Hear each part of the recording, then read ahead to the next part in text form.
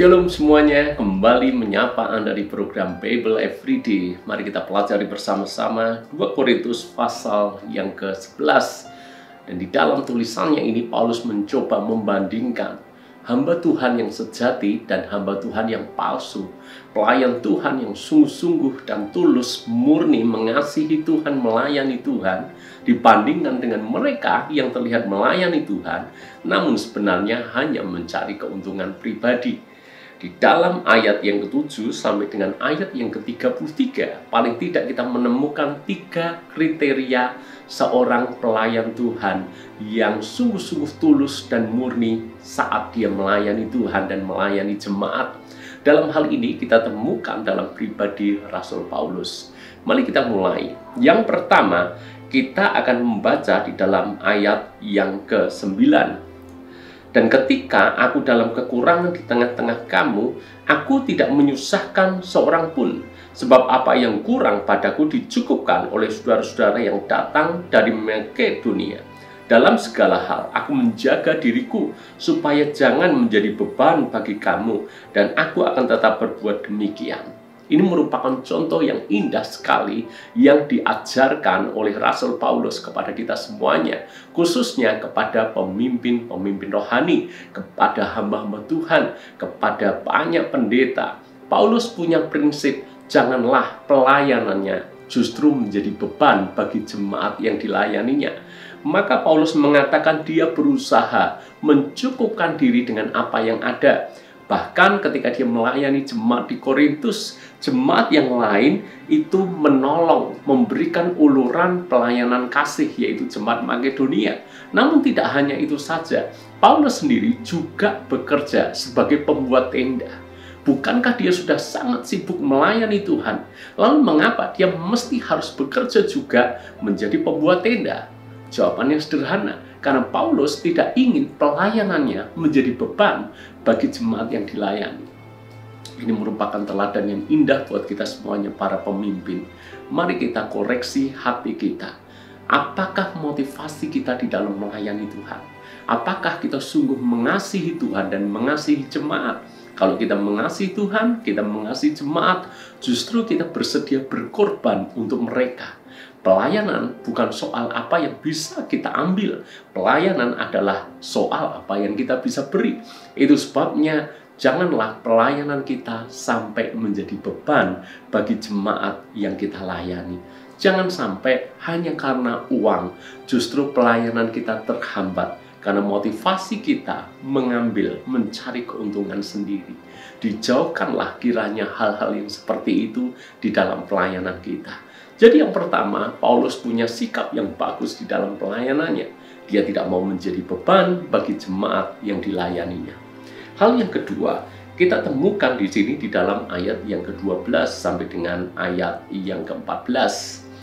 Rasul Paulus menulis seperti ini, tetapi apa yang kulakukan akan tetap kulakukan untuk mencegah mereka yang mencari kesempatan guna menyatakan bahwa mereka sama dengan kami dalam hal dapat dimegahkan. Sebab orang-orang itu adalah rasul-rasul palsu, pekerja-pekerja curang yang menyamar sebagai rasul-rasul Kristus. Hal itu tidak usah mengherankan, sebab iblis pun menyamar sebagai malaikat terang. Jadi rupanya selain daripada para rasul yang melayani sungguh-sungguh jemaat, mereka membagikan hidupnya kepada jemaat, namun ada juga orang-orang tertentu yang kelihatannya rohani, mengabarkan Injil, melayani jemaat, namun motivasi mereka ternyata sangatlah keliru. Mereka melayani bukan untuk kepentingan kerajaan Allah dan bukan untuk kepentingan jemaat. Mereka melayani sesungguhnya hanya untuk mencari keuntungan sendiri. Mereka bahkan seolah-olah seperti rasul-rasul. Namun Paulus menulis mereka tidak lebih daripada rasul-rasul palsu, pekerja-pekerja curang. Kenapa? Karena mereka melayani, tapi motivasinya adalah mengambil keuntungan tertentu dari jemaat yang dilayaninya. Paulus menyamakan mereka seperti apa? Iblis menyamar sebagai malaikat terang. Kepalsuan, kepura-puraan, tidak ada hati yang murni dan tulus di dalam melayani jemaat. Mari hamba-hamba Tuhan, kita kembali kepada firman. Janganlah kita melayani, tapi sesungguhnya motivasi kita mengambil sesuatu dari jemaat yang kita layani. Itu adalah pelayan Tuhan yang curang. Itu adalah pelayan Tuhan yang menurut saya kebangetan. Pemimpin sedianya berkorban, bukan mengambil. Mari teladanilah dari Rasul Paulus. Dan sikap Paulus adalah dia jaga, dia lindungi jemaat Korintus dari orang-orang seperti ini. Maka hal kedua yang kita bisa pelajari dari sikap pemimpin yang benar di dalam pasal ini adalah jaga, lindungi jemaat yang kita layani, orang-orang yang kita didik, anak-anak rohani kita. Dijaga dari apa? Dari nabi-nabi palsu. Dari apa? Dari pekerja-pekerja curang. Jagain mereka. Itu sebabnya jika Anda seorang gembala, jangan terlalu sering jemaat Anda tinggalkan untuk Anda melayani di satu gereja, di gereja lain, sampai jemaat sendiri tidak terurus. Maka jemaat yang sering ditinggal rentan sekali nanti rasul-rasul palsu, hamba-hamba Tuhan jahat, dia masuk dan dia memporak-porandakan jemaat yang kita layani. Ini menjadi hal peringatan buat kita semuanya sebagai pemimpin-pemimpin rohani di gereja. Hal yang ketiga yang menjadi sikap daripada Rasul Paulus di dalam pelayanannya adalah kesediaan Paulus di dalam berkorban.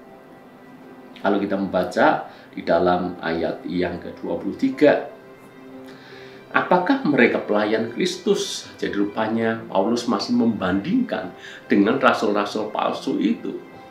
Apakah mereka pelayan Kristus? Aku berkata seperti orang gila. Aku lebih lagi. Aku lebih banyak berjerih lelah. Lebih sering di dalam penjara, didera di luar batas. Kerap kali dalam bahaya maut. 5 kali aku disesat orang Yahudi. Setiap kali 40 kurang 1 pukulan.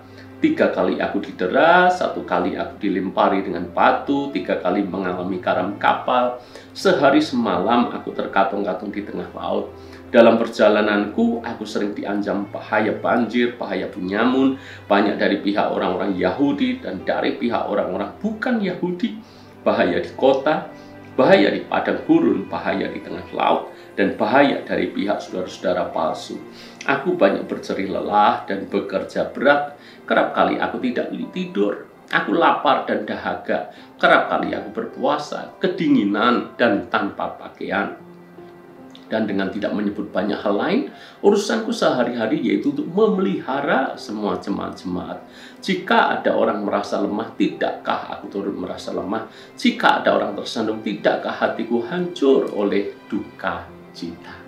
Paulus sesungguhnya tidak berusaha menonjolkan dirinya di dalam pelayanan. Sama sekali bukan niatan seperti itu. Paulus menceritakan ini semuanya. Paulus menceritakan hal ini kepada jemaat di Korintus untuk membuka mata rohani mereka, supaya mereka bisa membedakan rasul yang sejati dan rasul yang palsu. Hamba Tuhan yang tulus melayani dengan sungguh-sungguh, ataukah hamba Tuhan yang mengambil keuntungan dari pelayanan mereka? Rasul Paulus mencoba membandingkan apa yang sudah dikerjakan oleh rasul-rasul palsu itu. Apakah mereka berjerih lelah di dalam pelayanan? Apakah mereka bersedia berkorban? Apakah mereka bersedia menderita? Paulus mencoba mengatakan pengalamannya di dalam pelayanannya. Dan sungguh mengejutkan sekali bahwa Rasul Paulus mengalami berbagai macam penderitaan di dalam melayani jemaat. Seharusnya jemaat Korintus matanya terbuka untuk membedakan hamba Tuhan yang sungguh-sungguh dan hamba Tuhan yang palsu. Maka hal yang ketiga, ini menjadi cerminan kita, bagi kita, pendeta, hamba Tuhan, orang-orang yang melayani Tuhan. Pelayanan bukan soal apa yang kita dapatkan. Pelayanan adalah soal apa yang kita bisa berikan. Pelayanan adalah soal pengorbanan. Kalau kita melayani Tuhan, tapi hati kita belum siap berkorban, sesungguhnya kita belum layak disebut pelayan Tuhan. Pelayan Tuhan adalah orang yang bersedia berkorban. Karena prinsipnya simpel, hidupku bukan aku lagi, melainkan Kristus yang diam di dalam aku. Mari kita kembali menjadikan firman ini cerminan bagi kepemimpinan kita, pelayanan kita. Apakah kita sudah punya prinsip tidak mau jadi beban bagi jemaat yang kita layani? Yang kedua, apakah kita bisa melindungi jemaat dari nabi-nabi palsu, pekerja-pekerja palsu yang bisa memporak-porandakan jemaat yang kita layani? Dan yang ketiga, sikap seorang pemimpin adalah bersedia berkorban bagi Tuhan, bagi jemaat yang kita layani. Semoga ini menjadi berkat buat kita semuanya. Tuhan memberkati.